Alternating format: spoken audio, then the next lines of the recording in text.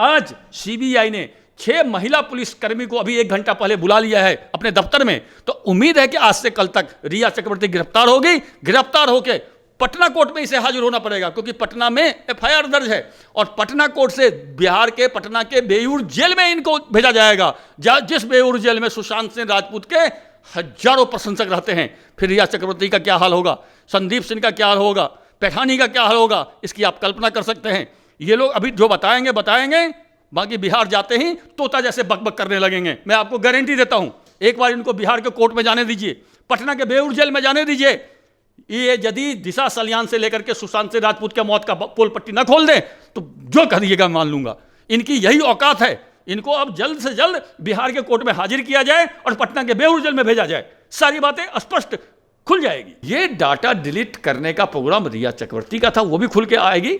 और रिया चक्रवर्ती ही अपने बचने के लिए उसको डाटा डिलीट करवाई थी, जिससे कि सबूत मिटाया जा सके, और सबूत मिटाने के जुर्म में भी इन्हें गिरफ्तार किया जाएगा। ये भी एक धारा इन पर रिया चक्रवर्ती पर लगेगी। इसलिए रिया चक्रवर्ती जितना हाथ पांव मार रही है बचने के लिए, उतनी ज्यादा ये फंसती जा रही है। कंगना रनावत ने बोला कि कम से कम 99%, इसका मतलब समझिए कि हर प्रत्येक फिल्म स्टार ड्रग लेता है जो बड़ा बड़ा है, और कोई सप्लायर भी है। बोला कि उन लोगों के आगे पीछे सप्लायर घूमते रहते हैं।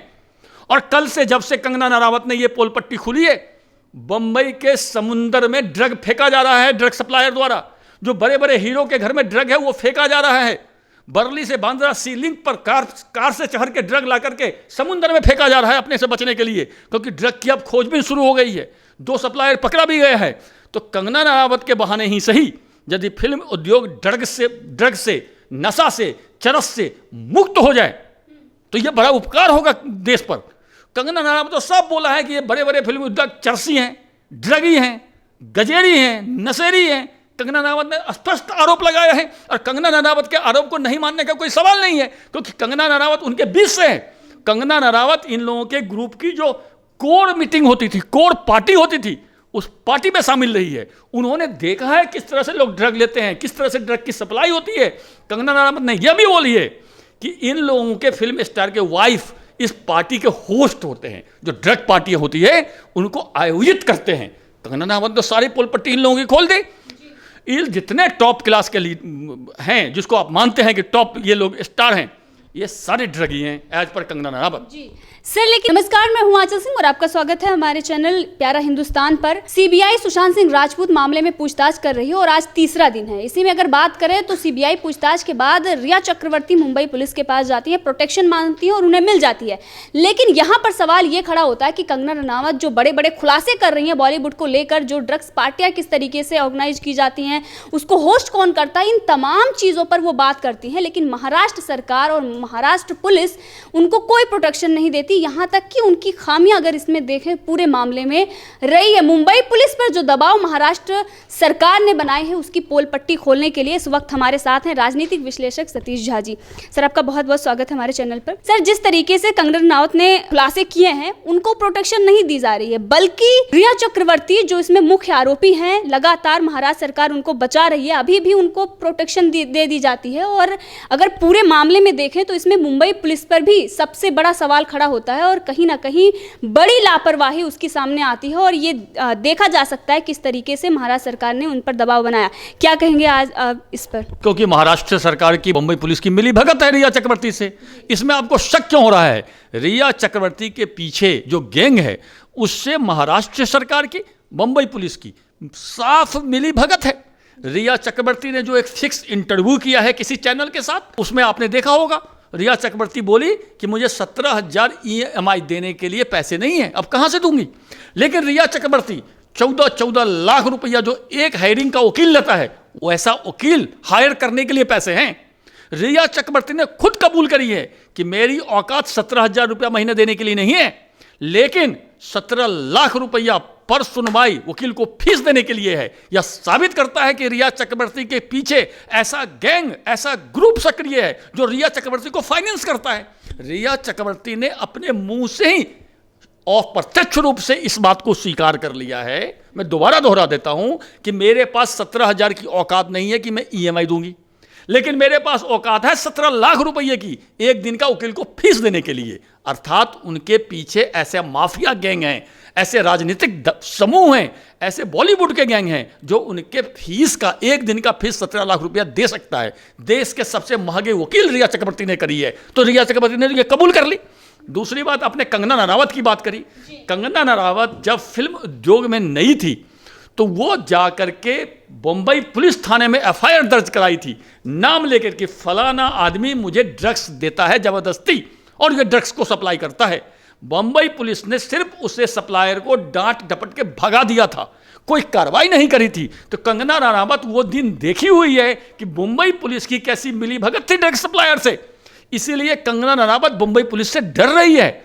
मुंबई पुलिस, चूंकि महाराष्ट्र सरकार के बड़े बड़े लोग इस केस में फंसे हुए हैं, इसलिए रिया चक्रवर्ती को हर तरह की सुरक्षा दी जा रही है। यहां तक कि उनके लिफ्ट से लेकर के गाड़ी तक चढ़ाने के लिए 20-20 पुलिसकर्मी आते हैं। लेकिन कंगना रनावत जो झांसी की रानी लक्ष्मीबाई है फिल्म उद्योग की, उसको एक पुलिस वाला भी सुरक्षा में नहीं है। वैसे कंगना रनावत ने बोला है कि मुझे बंबई पुलिस पर कतई भरोसा नहीं है। मैं तो अनुरोध करूंगा कि कंगना रनावत को सीआरपीएफ की सुरक्षा, जेड+ की सुरक्षा केंद्र सरकार दे, क्योंकि कंगना रनावत ने स्पष्ट बोला है कि बॉलीवुड के जितने टॉप स्टार हैं, उस कंगना रनावत के शब्दों में 99% स्टार ड्रग लेते हैं, ड्रग के सप्लायर से मिली भगत है। और कंगना रनावत ने यह भी बोला है कि कोई विज्ञापन एजेंसी जो बड़ी बड़ी आती है हमारे पास, तो हमें बोलती है कि आप राष्ट्रभक्त की बात मत करो, देश की बात मत करो, हिंदुत्व की बात मत करो, तो मैं आपको विज्ञापन दूंगा। अर्थात बॉलीवुड का यह गैंग जो कि अपने को स्टार समझता है, वह देश विरोधी है, हिंदुत्व विरोधी है। आप देख लीजिए, मीना कुमारी का हलाला हुआ था और हलाला करने से इनकार कर दी थी मीना कुमारी। आज तक बॉलीवुड ने उस पर कोई फिल्म नहीं बनाया, लेकिन पीके फिल्म बन चुका है। तो बॉलीवुड का दोहरा चरित्र है हमेशा। यदि आप देश से प्यार करने वाले हैं, बॉलीवुड में आपके लिए कोई जगह नहीं है। यदि आप हिंदुत्व से प्यार करने वाले हैं, आपको बॉलीवुड में कोई जगह नहीं है। तो कंगना रनावत ने बॉलीवुड की टोटली पोल पट्टी खोल दी है। कंगना रनावत उस बीच में रही है। कंगना रनावत ने आंखों से ड्रग माफिया को देखा है, आंखों से बड़े बड़े स्टार को ड्रग लेते हुए देखा है, जो कंगना रनावत ने स्पष्ट बोला है। कंगना रनावत से एंकर ने बोला कि आपको क्या लगता है कितना प्रतिशत स्टार बड़े बड़े ड्रग लेते होंगे? कंगना रनावत ने बोला कि कम से कम 99%। इसका मतलब समझिए कि हर प्रत्येक फिल्म स्टार ड्रग लेता है जो बड़ा बड़ा है, और कोई सप्लायर भी है। बोला कि उन लोगों के आगे पीछे सप्लायर घूमते रहते हैं। और कल से जब से कंगना रनावत ने ये पोल पट्टी खुली है, बंबई के समुंदर में ड्रग फेंका जा रहा है ड्रग सप्लायर द्वारा। जो बड़े बड़े हीरो के घर में ड्रग है वो फेंका जा रहा है। बरली से बांद्रा सी लिंक पर कार से चढ़ के ड्रग ला करके समुंदर में फेंका जा रहा है अपने से बचने के लिए, क्योंकि ड्रग की अब खोजबीन शुरू हो गई है। 2 सप्लायर पकड़ा भी गया है। तो कंगना रनावत के बहाने ही सही, यदि फिल्म उद्योग ड्रग से, नशा से, चरस से मुक्त हो जाए तो यह बड़ा उपकार होगा देश पर। कंगना रनावत तो सब बोला है कि ये बड़े बड़े फिल्म उद्योग चरसी हैं, ड्रगी हैं, गजेरी हैं, नशेरी हैं। कंगना रनावत ने स्पष्ट आरोप लगाया है, और कंगना रनावत के आरोप को नहीं मानने का कोई सवाल नहीं है, क्योंकि कंगना रनावत उनके बीच से है। कंगना रनावत इन लोगों के ग्रुप की जो कोर मीटिंग होती थी, कोर पार्टी होती थी, उस पार्टी में शामिल रही है। उन्होंने देखा है किस तरह से लोग ड्रग लेते हैं, किस तरह से ड्रग की सप्लाई होती है। कंगना रनावत ने यह भी बोली है कि इन लोगों के फिल्म स्टार के वाइफ इस पार्टी के होस्ट होते हैं, जो ड्रग पार्टी होती है उनको आयोजित करते हैं। कंगना रनावत तो सारी पोल पट्टी इन लोगों की खोल दी। ये जितने टॉप क्लास के हैं, जिसको आप मानते हैं कि टॉप ये लोग स्टार हैं, ये सारे ड्रगी हैं एज पर कंगना रनावत। जी सर, लेकिन ये सवाल उठता है कि इस पूरे मामले में महाराष्ट्र सरकार ये कह रही थी कि सीबीआई जांच की कोई ज़रूरत नहीं है पहले दिन से, लेकिन अब जो चीज़ें खुलकर आ रही हैं, चाहे वो ड्रग्स की जो रिया चक्रवर्ती की जो चैट है, या फिर जिस तरीके से एम्स ने बताया कि आत्महत्या नहीं हत्या है, पर महाराष्ट्र सरकार ने इस पूरे मामले में आत्महत्या साबित पहले से ही करने की कोशिश कर रही थी, और अभी भी कहीं ना कहीं वो रिया चक्रवर्ती और तमाम लोगों को बचाने में जुटी हुई है। आखिर ये महाराष्ट्र सरकार क्यों कर रही है, किसे बचाने की कोशिश की जा रही है? ये तो पूरा कागज पर लिखा हुआ है कि क्यों कर रही है। संदीप सिंह जो सुशांत सिंह राजपूत के पोस्टमार्टम के समय में अचानक प्रकट हुआ था, वो बेबी पेंगुइन के माताजी के कंपनी में 1 साल पहले तक सीईओ था, और संदीप सिंह को जासूस बना के भेजा गया था पोस्टमार्टम हाउस में। कि तुम देखते रहो पोस्टमार्टम कैसे होता है, जल्दी जल्दी पोस्टमार्टम करो और लाश को, बॉडी को जला दो, जिससे कि सारे सबूत मिट जाए। यह तो वहां जो कंपाउंडर था जो पोस्टमार्टम हाउस में, उसने बोला है कि सुशांत सिंह के तलबे पर इंजेक्शन का निशान था, एक पांव में फ्रैक्चर था अर्थात पांव टूटा हुआ था, सुशांत सिंह के गले में इंजेक्शन का निशान था, वहां सेलो टेप लगा हुआ था। यह पोस्टमार्टम हाउस के कर्मचारी का बयान है, अर्थात यह पूर्ण रूप से हत्या है और यह हत्या दिशा सल्यान से जुड़ती है।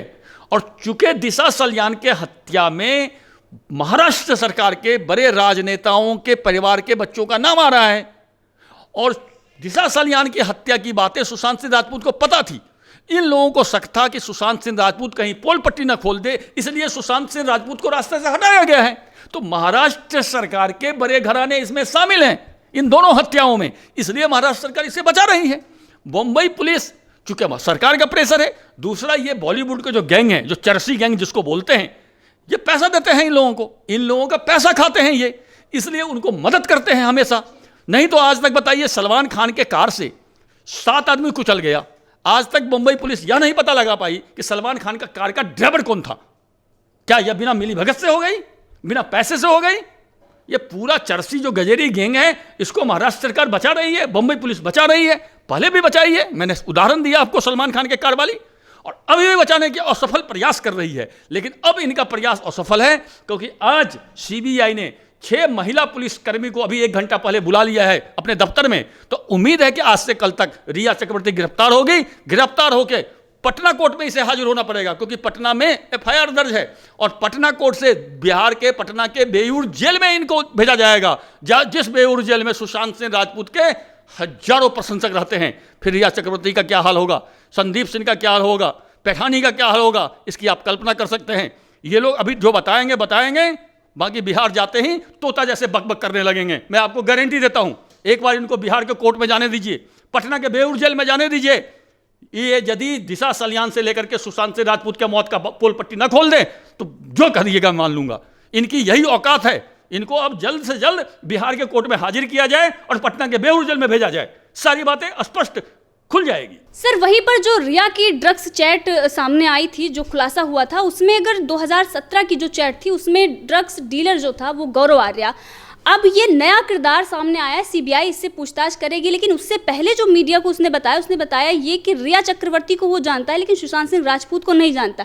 यानी कि यहाँ पर रिया चक्रवर्ती का झूठ साफ साफ पता चल गया, जो उन्होंने कहा कि सुशांत सिंह राजपूत ड्रग्स लेता था, मैं नहीं लेती थी।